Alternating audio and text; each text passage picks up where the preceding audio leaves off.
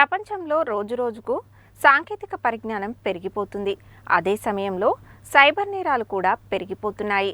Cyber నేరాల పట్ల సరైన అవగాహన లేకపోవడం, అత్యాశ దీనికి ప్రధాన కారణాలు.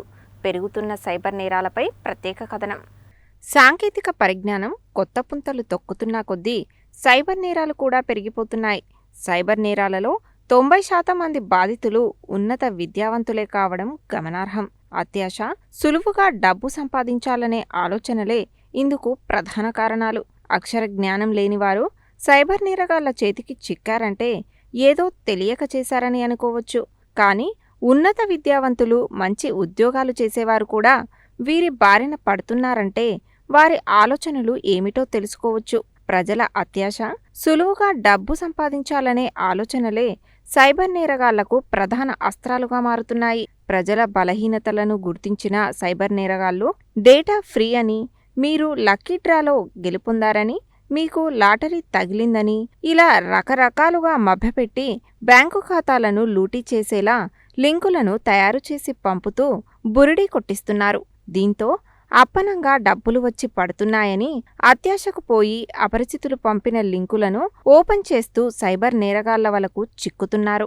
అపరిచితులు పంపిన లింకులను ఓపెన్ చేసిన మరుక్షణం వారి బ్యాంకు ఖాతాల వివరాలు, మొబైల్ ఫోన్లోని సమాచారం సైబర్ నేరగాళ్లకు చేరిపోతుండడంతో ఈ సమాచారం ఆధారంగా సైబర్ నేరగాళ్లు బాధితుల బ్యాంకు ఖాతాలను లూటీ చేస్తున్నారు. అలా లూటీ చేసిన సొమ్మును బాధితులు గుర్తించేలోపే క్షణాలలోనే దేశ విదేశాలలోని అనేక బ్యాంకు ఖాతాలకు బదిలీ చేస్తున్నారు. సైబర్ నేరగాళ్ల నెట్వర్క్ దేశ విదేశాలలో వ్యాపించి ఉండడంతో వారిని పట్టుకొని సొమ్మును రికవరీ చేయడం పోలీసులకు కష్టతరంగా మారుతుంది. అయితే బాధితులలో కొద్దిమంది మాత్రమే పోలీసులను ఆశ్రయిస్తుండగా చాలామంది పరువు పోతుందనే భావనతో పోలీసులకు సమాచారం ఇవ్వడం లేదు.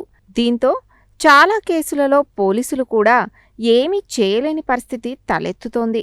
ఒకవేళ బాధితులు సకాలంలో స్పందించి పోలీసులను ఆశ్రయిస్తే వారు కొంత మొత్తాన్ని రికవరీ చేయగలుగుతున్నారు.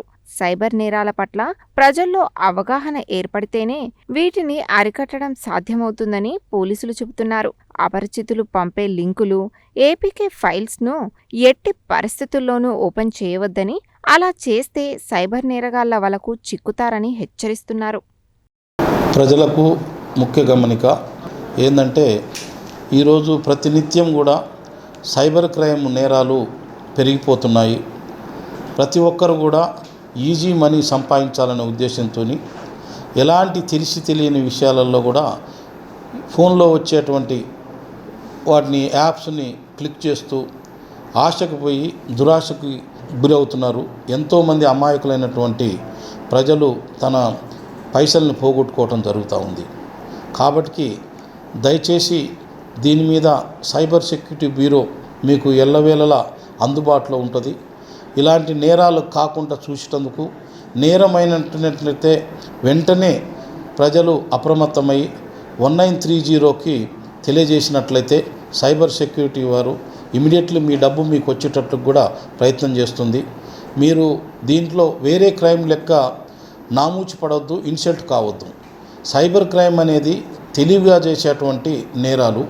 ఇవన్నీ కూడా ఆన్లైన్లో జరుగుతుంది కాబట్టి మానసికంగా పైసలు నష్టం జరుగుతుంది, కానీ ఫిజికల్గా మీ మీద ఎఫెక్ట్స్ ఉండవు. మీరు ఎవరికో చెప్తే మేము ఇట్లా నష్టపోయినామని చెప్పి మీరు ఫీల్ అవి చెప్పకపోవడం వల్ల మీ డబ్బు మీకు రిటర్న్ వచ్చేటందుకు ఆస్కారం లేకుండా మీరు నష్టపోతారు. ఇలాంటి సంఘటనలు ఎన్నో జరుగుతూ ఉన్నాయి. జాబ్స్ ఇప్పిస్తామని చెప్పి వాటిలలో ఆన్లైన్లో డబ్బులు వేయించుకుంటారు. ఏ ఉద్యోగం కూడా ఆన్లైన్లో ఉద్యోగాలు వచ్చే ఏమి ఉండవు. ఏదైనా కానీ పబ్లిక్ నోటిఫికేషన్ వస్తుంది. ఆ నోటిఫికేషన్ ద్వారానే విద్యార్హతలను బట్టి టెస్టులు పెట్టి ఎన్నో రకాలైనటువంటి తీసుకొనే జాబ్స్ అనేది వస్తాయి.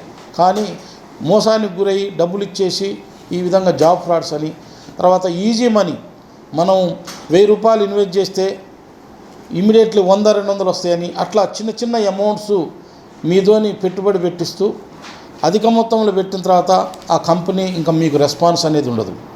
ఇన్వెస్ట్మెంట్ ఫ్రాడ్స్ ఈ విధంగా. తర్వాత ఇంకా ముఖ్యమైనది సోషల్ మీడియాలో ఎన్నో రకాలైనటువంటి ఈ ఫేస్బుక్లో కానీ వాట్సాప్లలో కానీ ఈ యొక్క మన యొక్క సమాచారాన్ని మనం వాళ్ళకి ఇవ్వటము, వాళ్ళు యాక్సెప్ట్ చేస్తాము. ఫేస్బుక్లో ఎవరైనా రిక్వెస్ట్ పెట్టగానే అమ్మాయిలు కూడా చాలామంది ఈ మోసాలకు గురి అవుతున్నారు. యాక్సెప్ట్ చేసిన తర్వాత చిన్నగా మంచిగా మచ్చిక చేసుకొని వాళ్ళని బ్లాక్మెయిల్ చేసి డబ్బు, అదేవిధంగా మానసికంగా ఇబ్బంది పెట్టడం, ఎన్నో ఇన్సిడెంట్స్ జరిగినాయి. ఆ విధమైనటువంటి ఆత్మహత్యలు చేసుకోవటం కూడా జరిగింది. తర్వాత ఈజీ మనీ, మీకు మీ యొక్క ఫైనాన్షియల్ స్టేటస్ని బట్టి మీకు ఇంత లోన్ ప్రొవైడ్ చేస్తున్నాం అని చెప్పి ఎన్నో రకాలైనటువంటి ప్రకటనలు కూడా వస్తున్నాయి. ఆ ప్రకటనలు నమ్మి మనం ఒక్క క్లిక్ చేస్తేనే మీ అకౌంట్లో డబ్బు, మీకు ఇంత డబ్బు మీకు శాంక్షన్ అయి ఉన్నదని చెప్పి, ప్రీ అప్రూవ్డ్ లోన్స్ అని చెప్పి ఈ విధమైనటువంటి మోసాలు కూడా అవుతున్నాయి. అదేవిధంగా బ్యాంక్స్లలో నుంచి కేవైసీ అప్డేట్స్ అని చెప్పి మీ నుండి సమాచారం మొత్తం సేకరిస్తారు. ఎట్టి పరిస్థితుల్లో కూడా ఏ బ్యాంకు కూడా మీ ఓటీపీలు అడగదు. కేవైసీ అప్డేటు ఫోన్ల ద్వారా సమాచారం అనేది తీసుకోరు. అది గ్రహించాలి ప్రతి ఒక్కరం కూడా మనం. తర్వాత ఓటీపీ అనేది ఏ బ్యాంక్స్ కానీ ఏ సంస్థలు కూడా ఓటీపీ అనేది మీ పర్సనల్, అది సెక్యూర్డ్గా ఉండాలి. ఈ ఓటీపీ ఎవరికి కూడా చెప్పొద్దు. ఏటీఎంలు కానీ ఏవి కూడా ఏటీఎం కార్డ్స్ ఇచ్చేసి డబ్బు తీసుకురమ్మని చెప్పి ఈ విధమైన ఆధార్ కార్డులు కూడా మీరు ఎవరికి పడితే వాళ్ళకి ఇవ్వద్దు. వీటిని మీరు ఏపీకే ఫైల్స్ ఎన్నో వస్తూ ఉంటాయి. గుర్తు తెలియని ఏపీకే ఫైల్స్ మనం జస్ట్ క్లిక్ చేసినా కానీ దాన్ని ఓపెన్ చేస్తే ఎవ్రీథింగ్ మనం ఈ రోజులలో సొసైటీలో ఎట్లుందంటే మన ఆధార్ కార్డు, మన యొక్క బ్యాంక్ అకౌంటు మన ఫోన్ నెంబర్కి లింక్ అవి ఉంటుంది. ఏదైనా చేసినప్పటికీ కూడా ఇక్కడ ఆన్లైన్ ఏ విధమైనటువంటి యాక్టివిటీ చేసినా కానీ మీ బ్యాంకులో డబ్బు ఉన్నది గుర్తుంచుకోవాలి. మీరు తప్పుగా ఏది చేసినప్పటికీ కూడా మీ బ్యాంకులో డబ్బు కోల్పోయే అవకాశం ఉంటుంది. కాబట్టి ప్రజలందరూ దీన్ని గ్రహించి ఏదైనప్పటికీ కూడా మీరు ఏదైనా మీరు ఇన్వెస్ట్ చేయాలన్నా, ఏదైనా ప్రాపర్ ఇన్వెస్ట్మెంట్ అయినా, ఏది చేసినప్పటికీ కూడా సరైన సమాచారం తీసుకొని అది నిజమైనదా అని చెప్పి తెలుసుకున్న తర్వాత మాత్రమే మీరు దీంట్లో చేయాలి. ఇంకా కొత్తగా ట్రెండ్ ఒకటి నడుస్తుంది, డిజిటల్ అరెస్ట్ అని చెప్పి. సడన్గా మీకు ఫోన్ చేస్తారు. ఆ తర్వాత మీ బాబు ఇట్లా చదువుతున్నాడు, మీకు అక్కడ మీ బాబు ఈ క్రిమినల్ కేసులలో ఇన్వాల్వ్ అయ్యిండు, తర్వాత డ్రగ్స్ పట్టుబడ్డని, మీ ఎక్స్ప్లోజివ్ మెటీరియల్స్ వాడి ద్వారా పట్టుబడ్డది, ఇతని టెర్రరిస్టులతో సంబంధాలు ఉన్నాయి, ఆ విధమైనటువంటి సమాచారం ఇచ్చి మీకు ప్యానిక్ క్రియేట్ చేస్తారు. ఆన్లైన్లోనే వీడియో కాల్ చేసి పోలీసు లెక్కనే యూనిఫామ్లో ఉంటారు, సెట్లో మాట్లాడుతుంటారు. ఆ విధమైన చేసి మిమ్మల్ని భయపెట్టి మీ నుండి కూడా మీ సమాచారం తీసుకొని మీ బ్యాంకు అకౌంట్ని వాళ్ళు హ్యాక్ చేసుకొని టోటల్ అమౌంట్ కాజేసే అవకాశం ఉంటుంది. కాబట్టి డిజిటల్ అరెస్ట్ అనేది ఉండదు. ఏదైనా కానీ కేసుకు సంబంధించి అరెస్ట్ చేయాలంటే పోలీసులు మీకు నోటీస్ ఇచ్చి మీ ఇంటికి వచ్చిన తర్వాతనే ఆ విధమైనటువంటి యాక్షన్ తీసుకుంటుంది. కానీ ఆన్లైన్ అరెస్టులు అనేది ఉండదు అని చెప్పి ప్రజలందరూ గ్రహించాలి. ఎవరైనా కానీ సైబర్ క్రైమ్కి బాధితులైనట్లయితే ఇమ్మీడియట్లీ మీరు టోల్ ఫ్రీ నెంబరు 1930కి కాల్ చేయాలి.